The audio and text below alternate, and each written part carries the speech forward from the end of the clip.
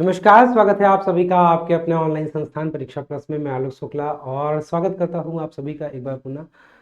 Supreme court की भर्ती जेसी की भर्ती पुनः आ चुकी है। बीच में ये पोस्टपोन्ड हुई थी। 241 पद अगर ग्रुप बी लेवल की बात किया जाए, जिसमें 72,000 सैलरी है। यकीनन बहुत अच्छी जॉब है, बहुत प्यारी जॉब है।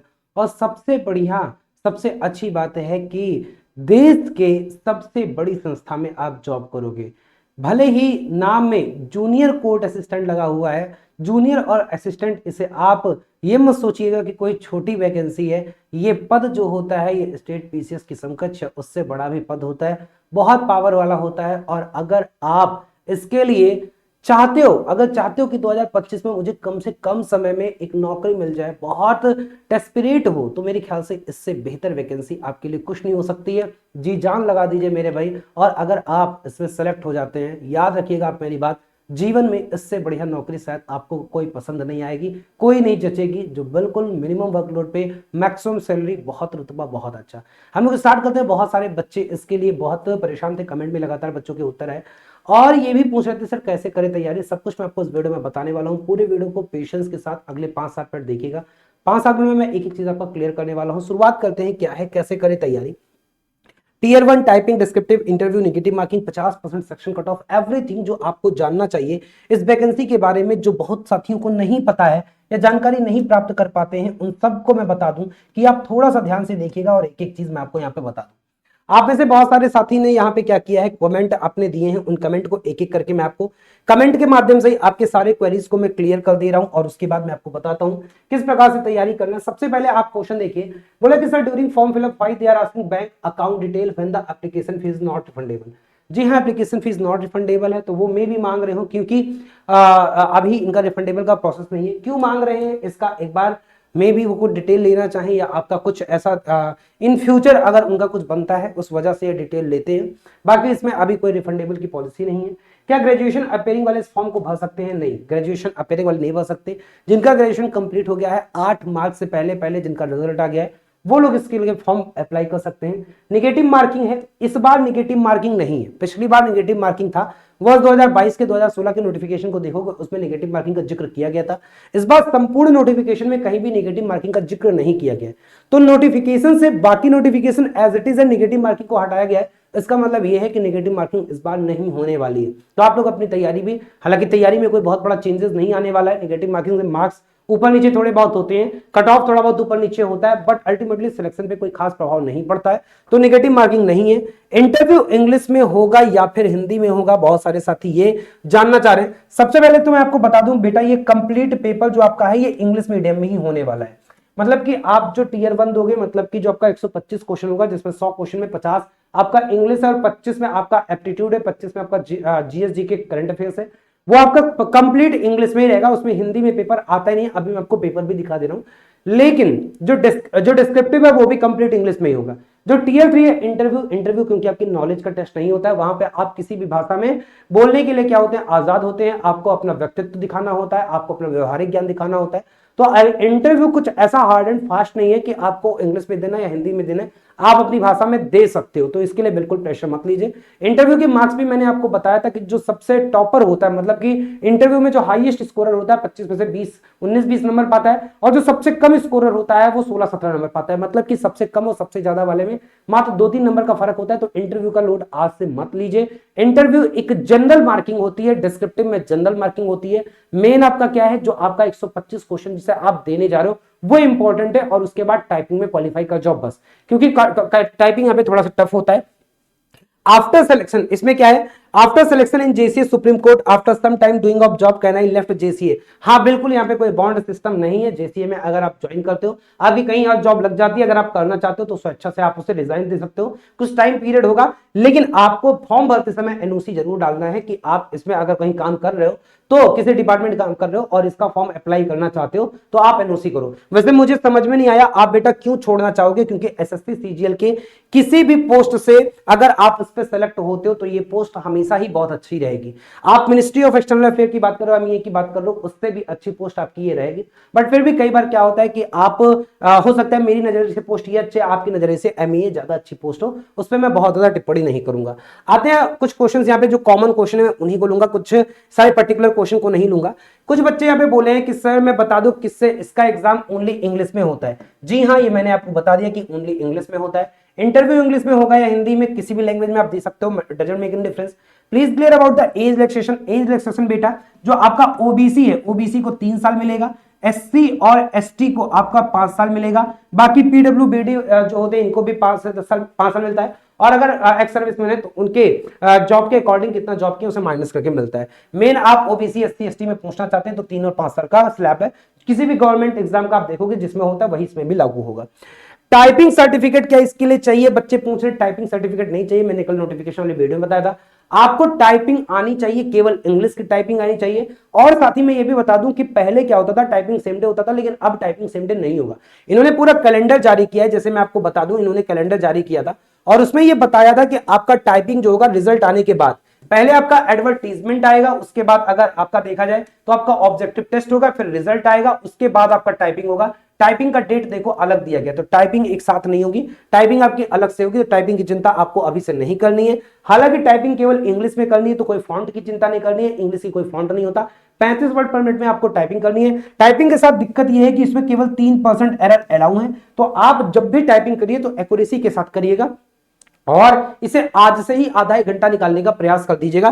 क्योंकि आप सोचो कि लास्ट टाइम में क्योंकि बहुत ज्यादा समय नहीं मिलेगा, 15 से 20 दिन समय मिलेगा टाइपिंग के लिए, तो उतने में आपकी स्पीड नहीं आ पाएगी और स्पीड आ जाएगी तो एक्यूरेसी नहीं मेंटेन कर पाओगे। इसलिए आप आधा घंटा आज से टाइपिंग का निकालने का प्रयास करिएगा।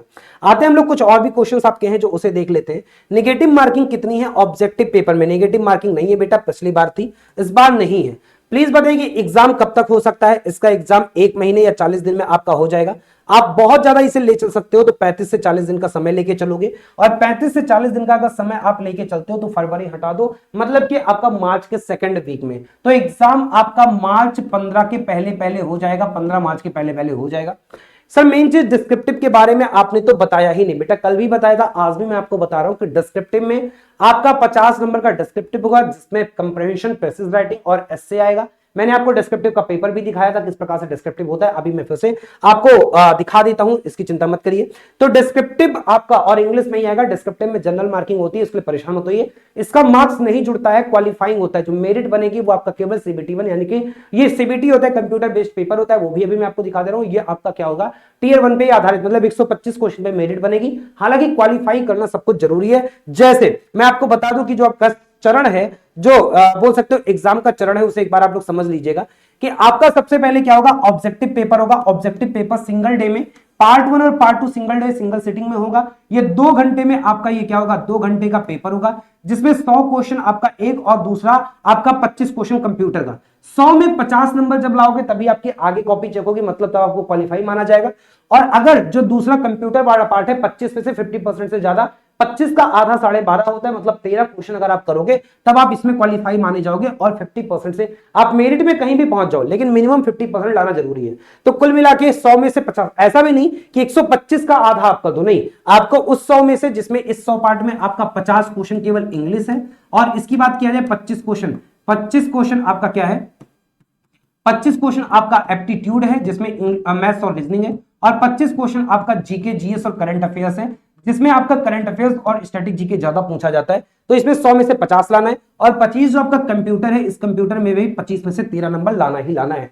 और ये आपके टोटल इसी 125 में से आपके क्या होंगे, नंबर जोड़ेंगे। टाइपिंग आपका 50 नंबर का होता है। इन्होंने हालांकि ये डिस्क्लोज नहीं किया है कि निगेटिव मार्किंग टाइपिंग में कैसे लगाएंगे, लेकिन ये 3% एरर के बाद क्या करते हैं कि जैसे आपने अगर 10 गलती, जो इलाहाबाद हाईकोर्ट में लगता है, आपने 10 गलती किया तो 1 नंबर वो काट लेते हैं, तो उस हिसाब से मार्क्स कम होता है। टाइपिंग में 50 में से 25 नंबर लाना जरूरी है 3% एरर के बाद भी।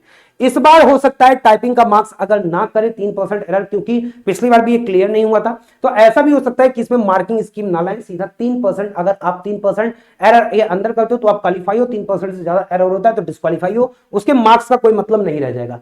ऑब्जेक्टिव 50 नंबर का होता है, जिसमें से 25 क्वेश्चन आपको लाना जरूरी है। ये केवल क्वालिफाइंग है, इसके मार्क्स आपके मेरिट में नहीं जुड़ेंगे। ये केवल क्वालिफाइंग है, मार्क्स आपके मेरिट में नहीं जुड़ेंगे। इस चीज को ध्यान रखना कि आपको केवल क्वालिफाई करना है, मार्क्स आपके मेरिट में नहीं जुड़ेंगे। लेकिन यहां पे एवरेज मार्किंग होती है। और बहुत सारे साथी पूछे कि सर कोर्स में डिस्क्रिप्टिव पढ़ाया जाएगा। जी हाँ बेटा, अभी तक मैं ये बोल रहा था कि हाँ मे भी हम लोग डिस्क्रिप्टिव का अलग से लेके आए, लेकिन बहुत सारे बच्चों का ये अभी से चिंता है कि सर ने डिस्क्रिप्टिव भी कवर कर दीजिए। तो डिस्क्रिप्टिव भी आपका इसमें कवर किया जाएगा। कुछ वीडियोस हम डिस्क्रिप्टिव का आपका अभी से लगा देंगे, जो साथी समय आप लेते हुए, समय बचाते हुए आप उसे देख सकते हो। और बाकी जब आपका रिजल्ट आ जाएगा टियर 1 का और आपके मार्क्स के आधारित पे, क्योंकि जरूरी तो नहीं कि सारे बच्चे डिस्क्रिप्टिव देंगे, पहले आपका रिटन होगा, उस सीबीटी होगा, उसके बाद आपका टाइपिंग होगा। जो टाइपिंग क्लियर करेगा वो बुलाया जाएगा। और वैकेंसी का 3 गुना बच्चा बुलाया जाएगा इंटरव्यू में। 241 पोस्ट है, मतलब कि 723 बच्चा आपका क्या होगा, इंटरव्यू में बुलाया जाएगा।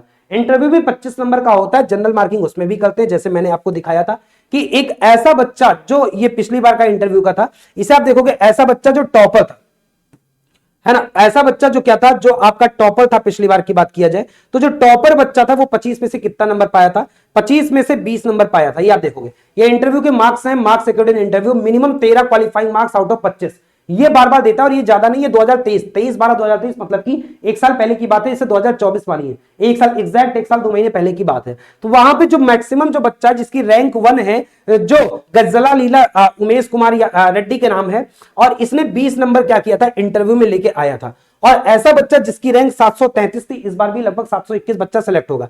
तो 17, उसका नंबर कितना था, 25 में से 17 था। तो मैक्सिमम और मिनिमम के बीच में केवल 3 नंबर का अंतर है। तो इंटरव्यू की चिंता मत करिए, आप किसी भी लैंग्वेज में दे सकते हैं। आपका ज्ञान नहीं पूछेगा, आपका व्यवहारिक ज्ञान पूछेगा, आपके आसपास की चीजें पूछेगा, आपका व्यक्तित्व जानना चाहेगा और आपकी पर्सनैलिटी जानना चाहेगा। बस ड्रेसिंग सेंस वगैरह अच्छा हो तो यहाँ पे क्या होता है, एवरेज मार्किंग होती है। इंटरव्यू के लिए बहुत ज्यादा चिंता नहीं करनी है। अब आते हैं कुछ क्वेश्चंस को और ले लेते हैं, जो साथी यहाँ पे लगातार पूछते आए हैं, और सब कुछ मैं आपको इसी के माध्यम से बताता हुआ चल रहा हूं, ताकि कम समय में एक एक चीज जान लो।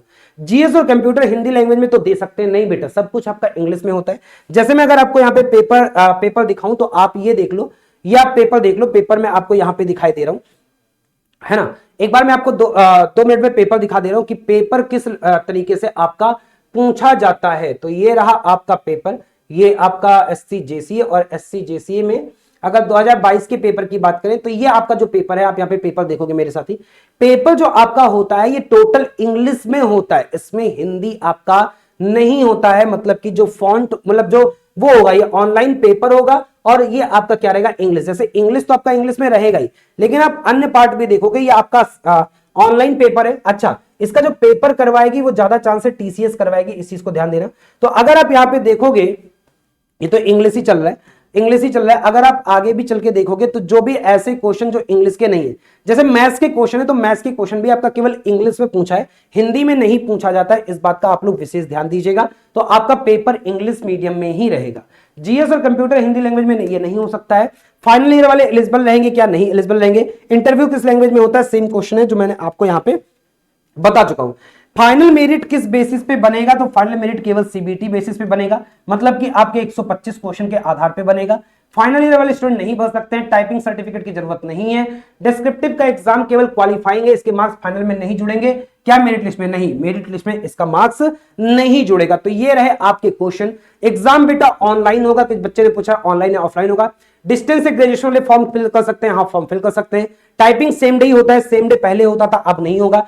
श्रीनगर से है तो मेरा सेंटर कहां पे जाएगा, सेंटर बेटा इन्होंने 128 सेंटर दिए हैं, और आप जो सेंटर चूज करोगे प्रायोरिटी के हिसाब से भराएंगे। आपका जहां पे आप रह रहे हो उसी के आसपास से सेंटर जाएगा।